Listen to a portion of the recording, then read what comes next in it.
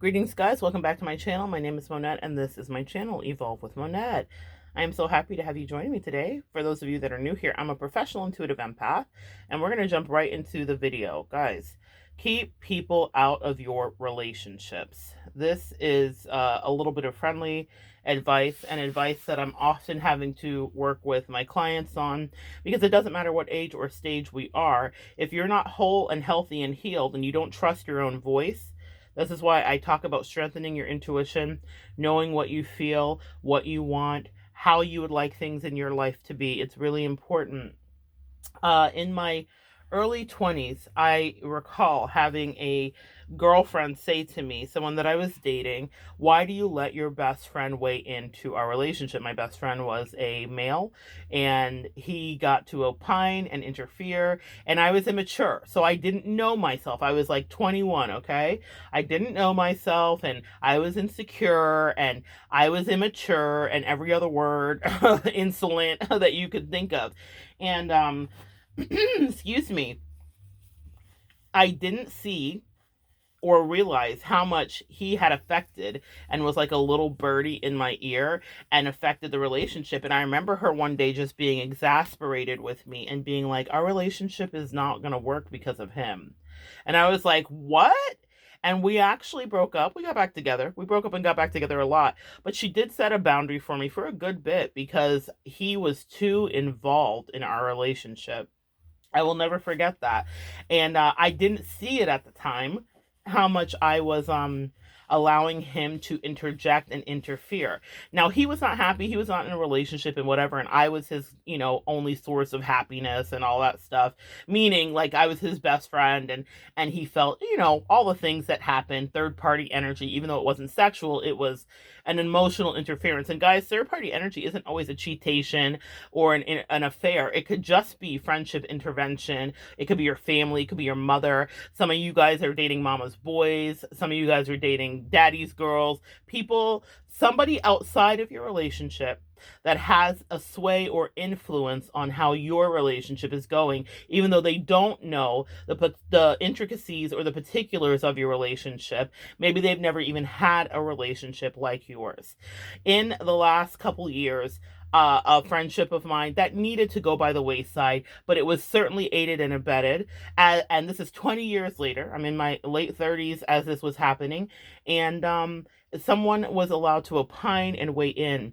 Now, and a whole community. The person I was dealing with got a whole community involved and started to. I didn't understand how she wasn't healed, whole, grounded, and didn't trust her own voice. In our relationship, I allowed her to have a lot of control. I was her cheerleader, and I just hyped her up, and I just created essentially a monster. Very Frankenstein, Mary Shelley, all that. And what I will tell you is, because I thought she was far more poised and mature than she actually was, I didn't think that she was getting all this outside intervention, because I never did about her. Even while I was going through the tumult with her, no one, not even my closest allies or business people, said a single word. Everybody was so classy on my end. No one weighed in. No one was like, "I always hated her." Da, da, da. None of that.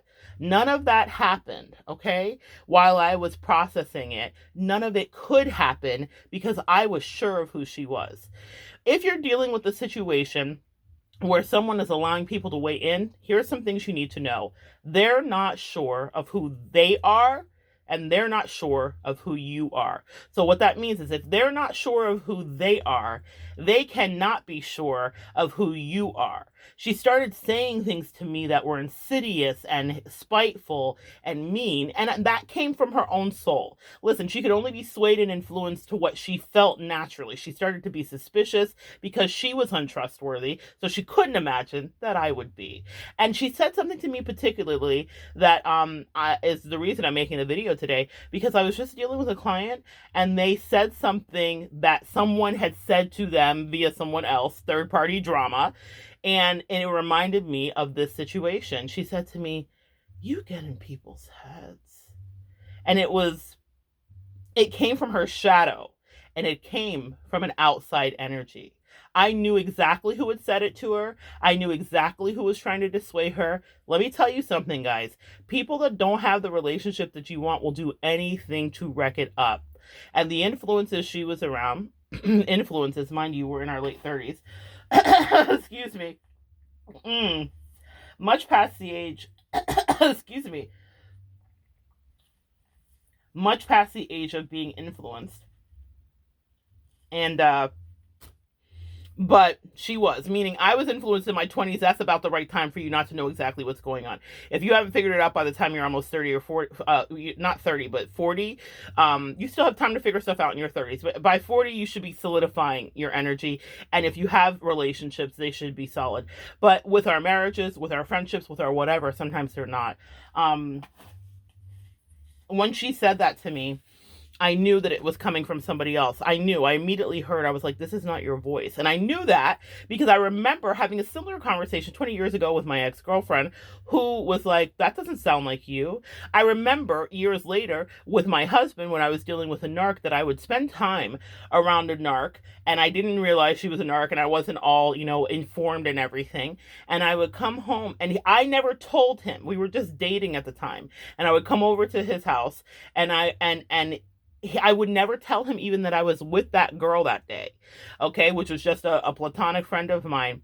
And I would be in this argumentative mood and whatever because that was her energy. Energy transference is real, guys. And he would say to me, oh, you've been around, and he would say the girl's name. He said, because this is not you. This is my Capricorn Earth grounded husband who absolutely ascertained and taught me one of the biggest lessons about energy transference because I never even told him where I was and he wasn't wrong.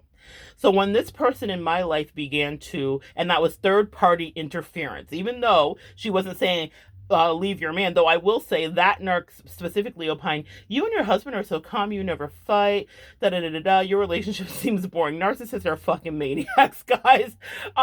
However, I'm still married to my husband. She's not married to hers, but still fights with him and sends him to jail and does all that craziness that narcissists will cook up. That's a funny another story for another video. But that was third-party interference. So third-party interference isn't always like, I'm sleeping with your man and da-da-da-da-da. Sometimes it's as simple as you being around a toxic, unhealed person whose energy transfers to you. I'll be making a video about energy transference, but it's real. But in this case, guys, the lesson that I learned with the last person that I dealt with was that she allowed everybody who never had a relationship like ours, who had never been adored the way that I adored her, or who had never been loved, cared for the way that I had loved and cared for her. It was not reciprocal. Y'all know my story, but what I will tell you is everybody, including her mama, including her including her lover at work that she was lying about, especially her. That's where a lot of it came from. Everybody around her, not her cousins, not her nieces, not her nephews. Nobody had a relationship. The only exception I will say is her sister. Her sister actually had a relationship where she loved her partner and they loved each other. But I will say that nobody around her had a healthy relationship. And so they couldn't even fathom or understand what was going on inside of ours. And I'm not saying ours was healthy, but I'm saying that what they were was jealous. That's what third-party interference will do. And if you're talking to people that are low-key or high-key jealous, they're not going to say, I'm jealous, though y'all, I struggle because the person that did interfere, for me, absolutely told her with her words, I'm jealous all the time. And you know why I know? Because my friend told me, she says she's so jealous. So here's the thing, guys.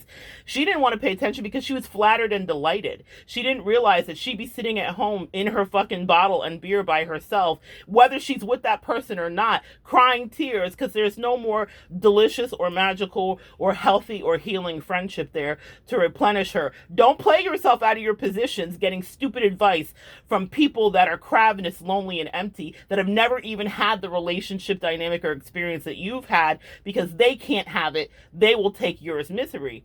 does love company. Be so careful about the advice that you're getting. And if you are in a shaky place, take no advice. Last year, when I was in a shaky place in March, I didn't talk to anybody. All my friends were calling. Everybody was like, hey girl, what's going on? Let's hang out. What's up? They didn't all know what was going on. And I shut down because I didn't want any intel until I had processed what was going on for me by myself alone, until I was sure how I did or didn't feel about her, whether I wanted to have her back as a friend or not, whether I needed to block her, cut her off, or rekindle or talk to her. I needed to decide what level of sociopathic maniac she was alone.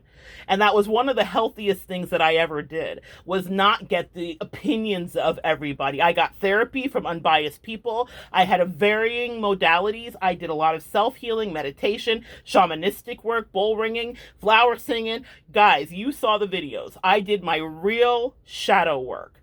But what I didn't do was let everybody else get in my ear. What she did do, her dumbass, excuse me, guys, was that.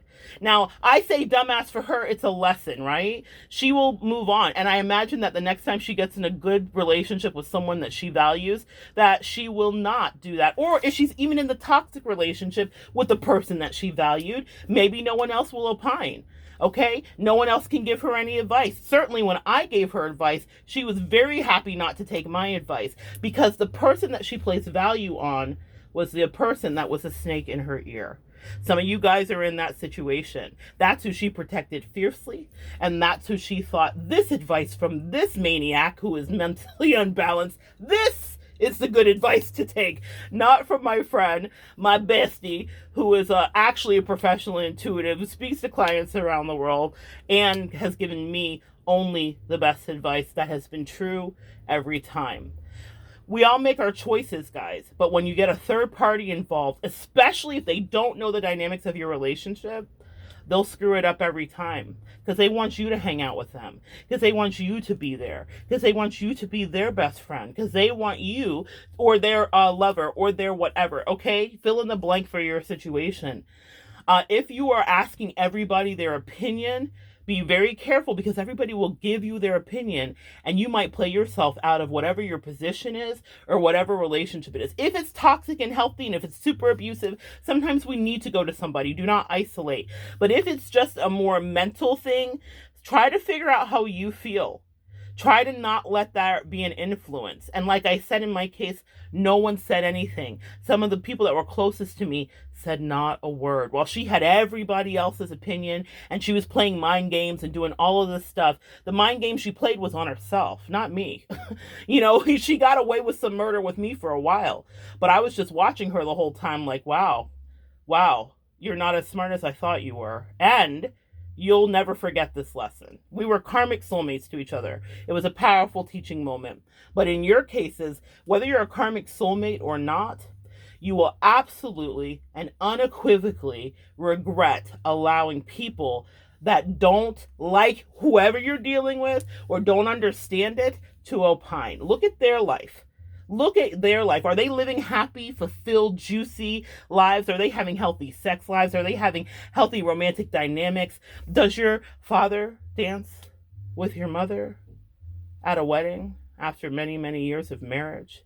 If not, then neither one of them are qualified to give you advice, because they're not living out of their highest selves of love. Does your best friend that's giving you advice like her husband? Does she, and listen, we don't all like our husbands every day, y'all. Come on, let's be real. We don't like our husbands and our wives every day. That's called life. But what I'm saying is, if they're in a toxic relationship and you're asking your bestie for advice, listen to where that's coming from. That's the issue that I noticed, and that's what my client and I were talking about, and that just triggered me, because I was like, oh, this is so familiar. And I remember 20 years ago being the same stupid person who was unwise, taking advice from a toxic best friend, because I loved him and his opinion mattered more. The last lesson is, whoever they're listening to is the person that they value and or they are loyal to. Whether you think that they're loyalties to you or not, girl, that was a slap in the face and a bucket of cold water over my head. I had spent 20 years with somebody and I thought, of course she's loyal to me. I've done nothing but been good and proven that I am loyal and here for her. Absolutely not. The person that she was most like, she was loyal to. That kind of energy was what was comfortable for her. It was familiar and she was thrilled with it. And she told me with her own mouth, I have found the best friend of my life. She was, and she would devalue me to my face. Girl, that's a whole another story for another day. But that meant that whatever I was saying to her that was wise and good counsel, because it was absolutely discarded because she felt that this other person held a higher value. Yeah? We'll talk about that in another video this month regarding Black history and various things. However, whether your relationship is as complicated as mine was or not, third parties will be your downfall, especially if it invites. I'm not talking about the affair, guys. I'm talking about just them getting into your head. Emotional relationships and emotional affairs and all that stuff. If someone is an adversary to your partner and you are like letting it go because it strokes your ego, then you get what you get. And what you'll get is fallout and a whole shit show. And then you'll look over to that third party and you'll be like, I need emotional support. And they'll be like, I'm busy. Because it was just fun. Like, that kid that comes and tears down the blocks, in preschool, like you've been building and building, and then they're like, crash. They were watching you build the whole time. They were assessing in their jealousy the whole time as it got higher and higher and waiting for the moment to break your shit up the same way that their shit's always been broke up. Amen? That's the lesson. Pay attention. It's insidious. It happens quickly. And you can be the one on the opposite end of the fallout. And then looking back thinking, damn, I miss my person. But your person's nowhere to be found because you so thoroughly sabotaged and alienated them by taking the advice of people who never had a modicum of love in their life the way that maybe you guys did. It's real talk. Love you guys. Come back and join me next time and we will continue to evolve together.